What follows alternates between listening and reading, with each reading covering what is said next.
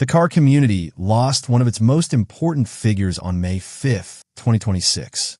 And within hours of the news breaking, one name kept appearing in tributes, comment sections, Reddit threads, and social media posts: Cletus McFarland. Not because of controversy, not because of suspicion, but because the man who just died was, by Cletus' own admission, the person most responsible for the career he has today. That is the story we are covering here, and it is more powerful, more human, and more meaningful than any rumor circulating online right now. Before we get to Cletus, you have to understand who Kyle Loftis actually was, because without that context, none of this lands the way it should. Kyle Loftis was the founder of 1320 Video, a street racing and drag racing media company that he built from the ground up starting in 2003.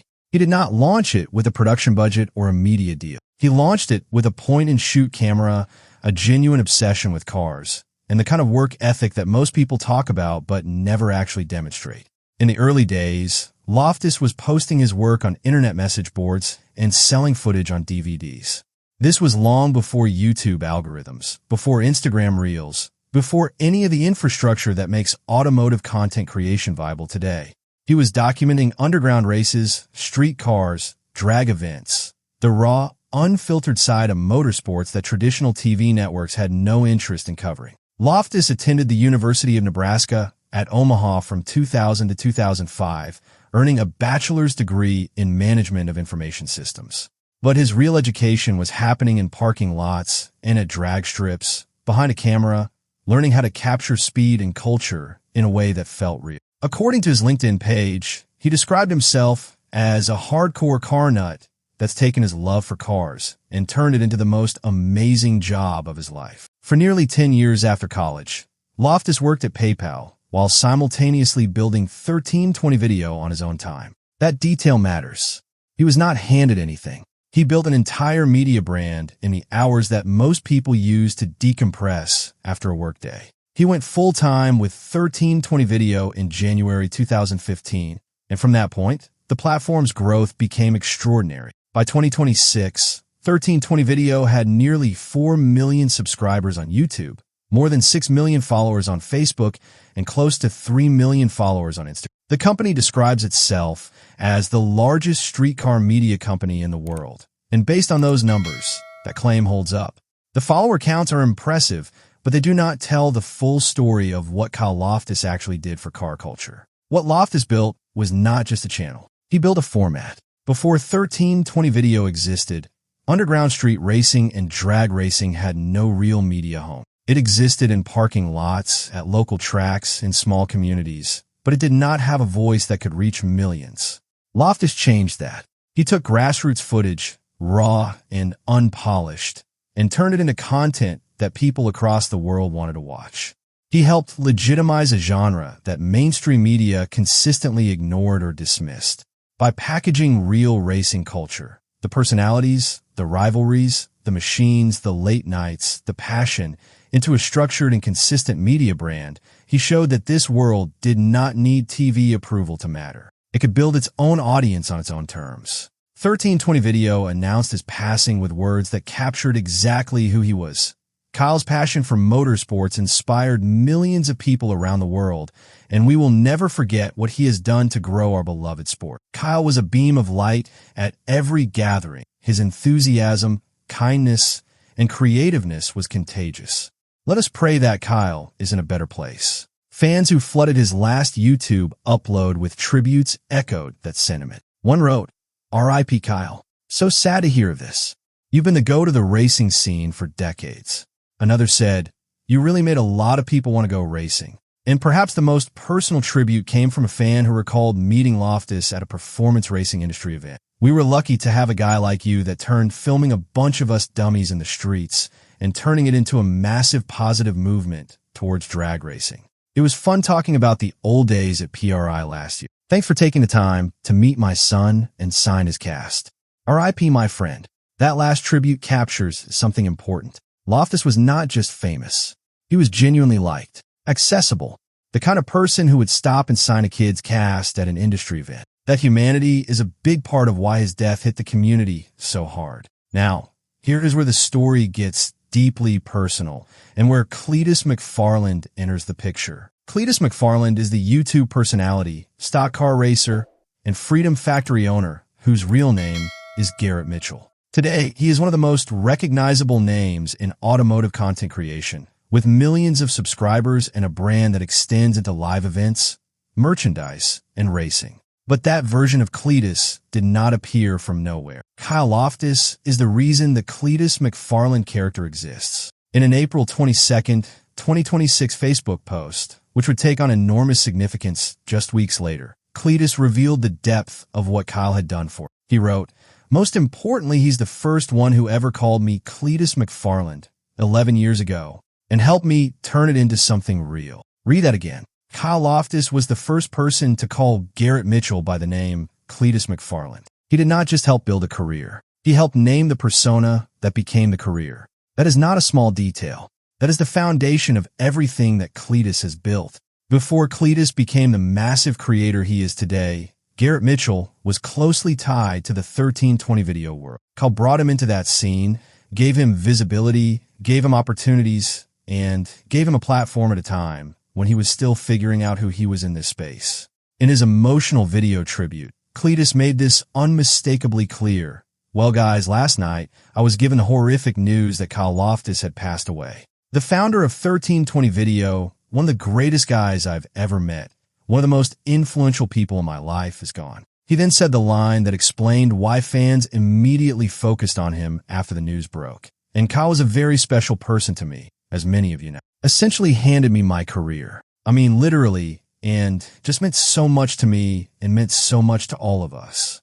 That is not a casual tribute. That is a creator openly acknowledging that his entire professional existence traces back to one person. When someone says that after a death, the entire community naturally looks at them, not with suspicion, but with empathy. On Twitter, the reaction from the racing world reflected exactly that. Vito Pugliese, a respected voice in performance racing, wrote, "Prayers and condolences to the Kyle Loftis family. Everyone at 1320 Video and Garrett Mitchell, aka Cletus McFarland, incredible loss for the performance and racing community." And one fan on social media put it as plainly as it can be put: "He's the reason the Cletus McFarland character exists." Very sad.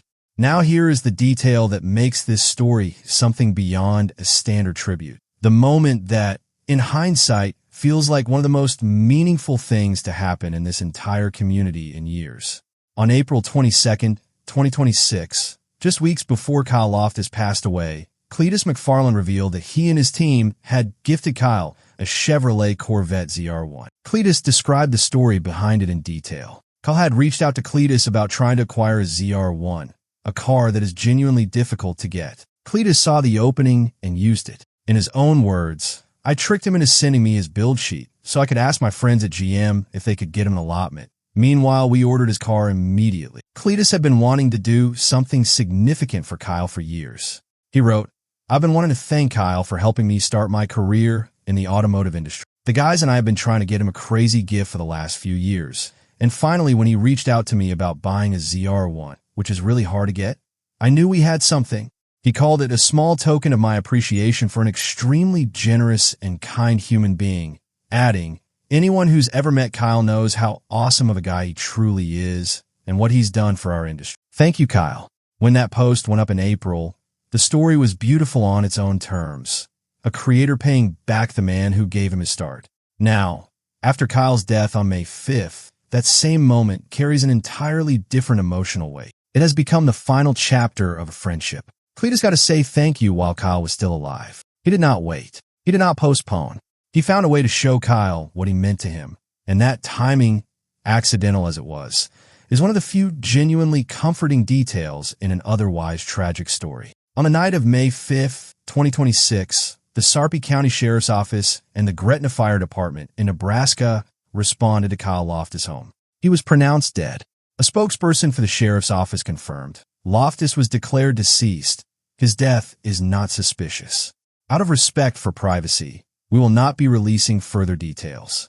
1320 Video made the official announcement on May 6th, writing, "We are extremely saddened to share that Kyle Loftis, the founder of 1320 Video, passed away last night. We are in a state of shock. No cause of death has been publicly disclosed by the company, his family, or law enforcement. That silence created space for speculation online. There had been a serious crash involving Loftis in December 2025, in which the vehicle he was in reportedly lost control and caught fire. That incident surfaced in online discussions following his death. However, there is no confirmed public connection between that crash and his passing. Claims circulating on social media about the cause of death remain unverified. The family and 1320 video have not substantiated any of them. This distinction needs to be stated clearly. The rumors are rumors. The facts are that a 43-year-old founder of one of the most important companies in car culture media died suddenly. His death was not suspicious,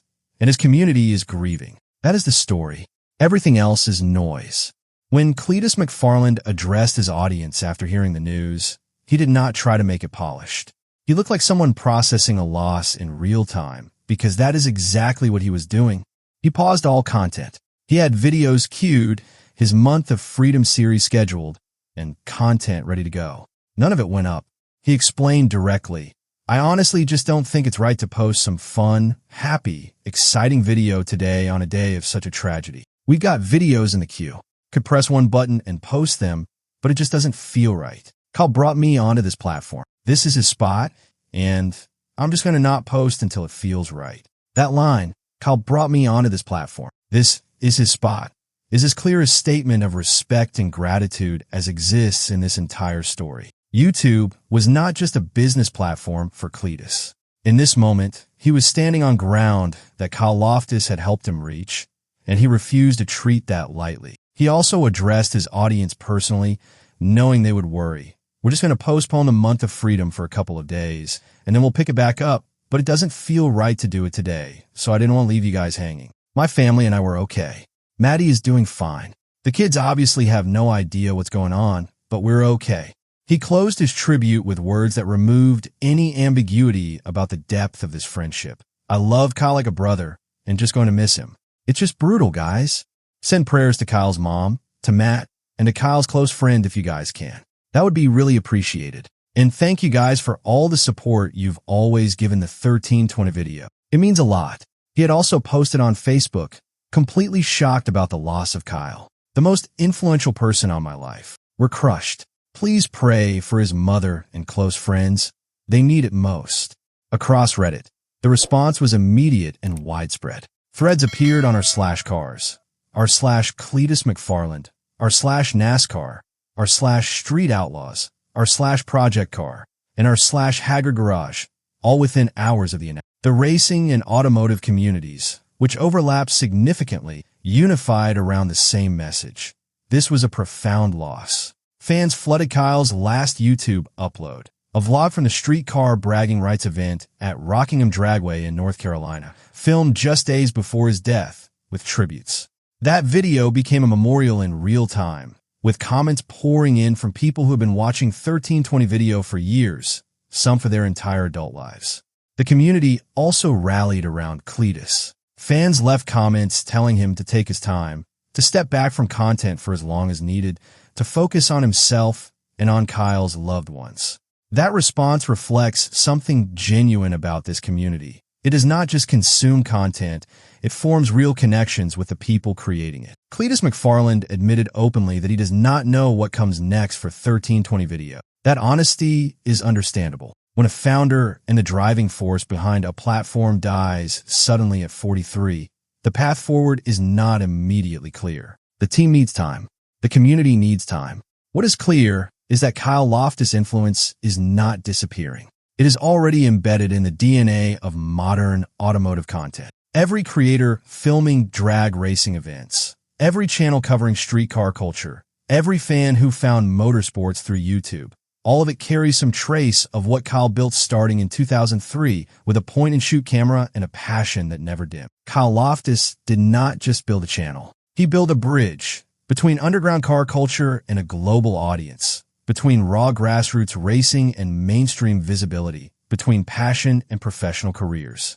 Cletus McFarland is the most visible person carrying that legacy forward right now. And the fact that he got to give Kyle a ZR1, got to say thank you, got to show him what he meant before it was too late is the one piece of this story that offers any comfort at all. So when people ask whether Cletus McFarland is somehow connected to Kyle Loftis, the answer is this. He is connected through 11 years of friendship, through a career that Kyle helped build, through a name that Kyle gave him, through a Corvette ZR1 delivered as a thank you just weeks before the end, and through grief that is as real and as public as any this community has seen. That is the connection, and it is one worth understanding.